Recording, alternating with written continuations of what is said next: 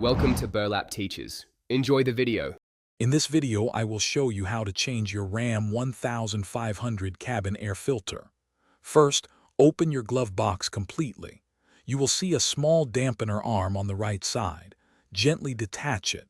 Next, press inward on both sides of the glove box to release the stops. This allows the glove box to swing down further, revealing the filter housing. It's a straightforward process that anyone can do at home. Once the glove box is out of the way, you'll see a rectangular housing cover. This is where your cabin air filter resides. There are typically two small clips, one on each side, holding this cover in place. Gently unclip them.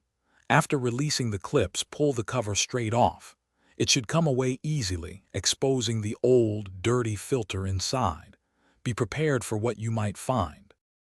Now that the housing is open, you can simply pull the old cabin air filter straight out.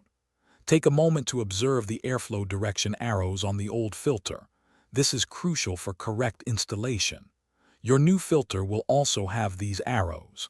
Carefully slide the new filter into the housing, ensuring the airflow arrows point in the same direction as the old one. This ensures proper air circulation.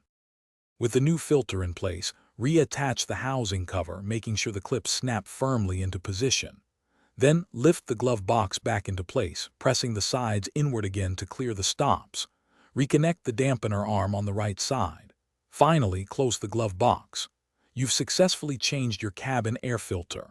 For more great tips and deals, including a fantastic book on personal finance, check the description below. It's packed with valuable resources. Thanks for watching. Consider subscribing if this video helped you.